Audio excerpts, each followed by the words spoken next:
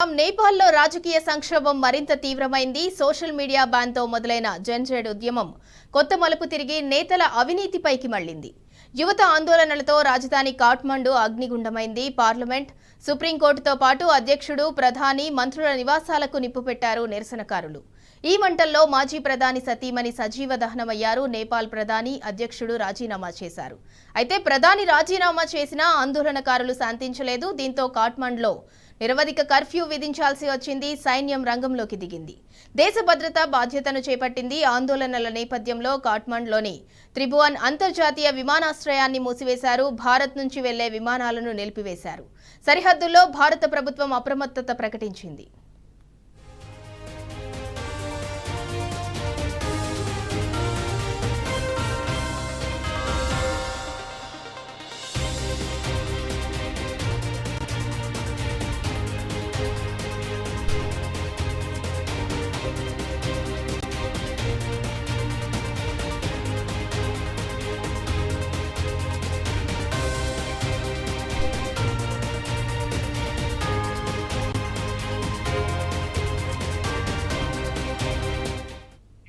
నేపాల్లోని ఓలీ ప్రభుత్వం అవినీతిలో కూరుకుపోయిందని ఇటీవల సోషల్ మీడియాలో జనరేషన్ జెడ్ ఉద్యమ ఉవ్వెత్తున ఎగిసిపడింది. ఈ నేపథ్యంలో సామాజిక మాధ్యమాలపై నిషేధం విధించింది సర్కార్. దీంతో ప్రత్యక్ష యుద్ధానికి తెరతీసింది యువత. సోమవారం నుంచి రోడ్డెక్కిన జనరేషన్ జెడ్ కు భయపడి సోషల్ మీడియాపై నిషేధాన్ని ఎత్తివేసింది ఓలీ ప్రభుత్వం. అయినా శాంతించని జనరేషన్ జెడ్ అవినీతి నేతలపై చర్యలు తీసుకోవాలని డిమాండ్ చేసింది. కర్ఫ్యూ ఉన్నా కాలంకి, బనేశ్వర్, చెపగాన్, తెకోలలో విధ్వంసం సృష్టించింది. దీంతో సైన్యం రంగంలోకి దిగింది. మంత్రులను వారి అధికారిక నివాసాల నుంచి ఆర్మీ హెలికాప్టర్ల ద్వారా తరలించింది. ఆందోళనకారులు శాంతించాలని సైన్యం విజ్ఞప్తి చేసింది. ఏ సమస్యనైనా చర్చల ద్వారా పరిష్కరించుకుందామని పిలుపునిచ్చింది.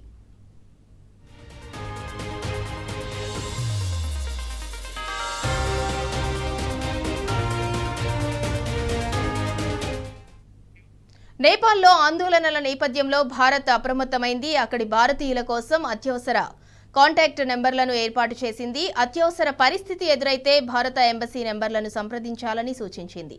భారతీయులెవరూ నేపాల్కు వెళ్లొద్దని అడ్వైజరీ జారీ చేసింది. నేపాల్లో తలెత్తిన తాజా పరిణామాలను జాగ్రత్తగా గమనిస్తున్నామని తెలిపింది. ఇక కాఠ్మండులో చిక్కుకుపోయిన తెలుగు కుటుంబాలను సురక్షితంగా వెనక్కు తీసుకొచ్చేందుకు చర్యలు తీసుకుంటున్నట్లు వెల్లడించింది కేంద్రం.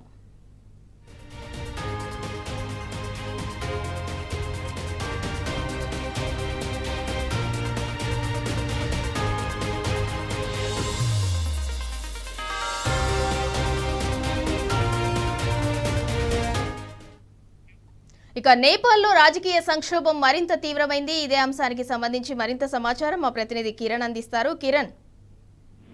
సింధూర, నేపాల్లో గత 3 రోజులుగా కొనసాగుతున్నటువంటి ఆందోళన నేపథ్యంలో పూర్తిగా నేపాల్ అంతా కూడా రణరంగంగా మారింది. నేతల అవినీతిపై పక్కుమన్నటువంటి నేపాల్ యువత, నేపాల్ పార్లమెంట్ లోని సుప్రీం సహా నేతల ఇండ్లకు నిప్పు పెట్టి కాఠ్మండులో ఉన్నటువంటి ప్రస్తుతం ఆ నిరవధిక కర్ఫ్యూ కొనసాగుతుంది. ఎయిర్పోర్ట్లు బంద్ చేశారు. ఇటు భారత్ నుంచి వెళ్లేటువంటి ఫ్లైట్లు కూడా పూర్తి స్థాయిలో నిలిపివేసినటువంటి పరిస్థితి కనబడుతుంది. నిన్న నేపాల్ ప్రధాని కేపీ శర్మ ఓలీ కూడా రాజీనామా చేశారు. మంత్రులు రాజీనామా చేశారు. దల్లులోని మాజీ ప్రధాని జులానాథ్ ఇంటికి నిప్పు పెట్టారు. అంతేకాకుండా ఆ ఘటన సమయంలో ఇంట్లోనే ఉన్నటువంటి జలనాథ్ భార్య తనను కూడా సజీవంగా తగలబెట్టినటువంటి పరిస్థితి. ఆమె కాసేపటి క్రితం చికిత్స పొందుతూ జలనాథ్ భార్య రాజలక్ష్మి మృత్యువాత పడ్డారు. నేపాల్ అధ్యక్షుడు రామచంద్రపాల్ పాడును కూడా రాజీనామా చేశారు. నేపాల్లో ఆందోళన నేపథ్యంలో ఢిల్లీలో ప్రస్తుతం అప్రమత్తమైంది ప్రభుత్వం. నేపాల్ రాయబార కార్యాలయం వద్ద కూడా పెద్ద ఎత్తున భద్రత కట్టుదిట్టం చేశారు. ఇటు టోల్ ఫ్రీ నెంబర్లను కూడా ఏర్పాటు చేసి ఎక్కడికక్కడ కర్ఫ్యూ కూడా కొనసాగుతున్నటువంటి పరిస్థితులు మనకు కనిపిస్తా ఉన్నాయి. భారత ఎంబసీ కూడా ఏదైనా సమస్య కనుక సహకారం కావాలంటే ఖచ్చితంగా ఈ నెంబర్లకు ఫోన్ చేయొచ్చు అంటూ కూడా ఇప్పటికే కొన్ని నెంబర్లను కూడా ప్రకటించింది. అంతేకాకుండా అర్ధరాత్రి వరకు కూడా రోడ్లపైన హింసాత్మక ఘటనలు చోటు చేసుకున్నాయి. బైక్లను తగలపెట్టారు. అంతేకాకుండా అక్కడ ఉన్నటువంటి రాజకీయ నేతల ఇళ్లలోకి చొరబడి ఫర్నిచర్ ను ధ్వంసం చేసి నోట్ల కట్టలు కూడా గాల్లోకి విసిరినటువంటి పరిస్థితి. సోషల్ మీడియా బ్యాన్ కారణంగా ఇటు ఇన్స్టాగ్రామ్ కావచ్చు, ఫేస్బుక్ కావచ్చు, అంతేకాకుండా యూట్యూబ్ తో పాటు ట్విట్టర్ లాంటివి బ్యాన్ చేస్తూ అక్కడి ప్రభుత్వం నిర్ణయం తీసుకోవడంతో పెద్ద ఎత్తున గత 3 రోజుల నుంచి యువత పెద్ద ఎత్తున ఆందోళనలు వ్యక్తమవుతా ఉన్నాయి. ఈ నిషేధాన్ని కూడా నిన్న మధ్యాహ్నం ఎత్తివేసింది. అయినప్పటికీ హింసాత్మక ఘటనలు అయితే ఇంకా పునరావృతమవుతున్నటువంటి నేపథ్యంలో ఎక్కడికక్కడ బైక్లను తగలబెట్టడం, మనుషులను తగలబెట్టడం, ఇలా పెద్ద ఎత్తున నేపాల్లో కొంత ఇబ్బందికరమైనటువంటి పరిస్థితి ఏర్పడింది. నేపాల్ ప్రధాని ఇప్పటికే కేపీ శర్మ ఓలీ రాజీనామా చేశారు. అక్కడ ఉన్నటువంటి మంత్రులు కూడా రాజీనామా చేశారు. కానీ అక్కడ హింసాత్మక ఘటనలు ఇంకా చల్లారలేదు. ఈ రోజు సాయంత్రం వరకు కూడా కొత్త ప్రధానిని కూడా ప్రకటించేటువంటి అవకాశం అయితే కనిపిస్తుంది. అక్కడ రాష్ట్రపతి కూడా నిర్ణయం తీసుకునేటువంటి అవకాశం. ప్రస్తుతం సైనిక పాలనలో కొనసాగుతోంది నేపాల్ ప్రభుత్వం. ప్రస్తుతం అయితే ఇంకా హింసాత్మక ఘటనలు కొనసాగుతున్నటువంటి నేపథ్యంలో ఇది ఎంతవరకు తీవ్ర రూపం దారుస్తుందన్నది ఇంకా మాత్రం వేచి చూడాలి.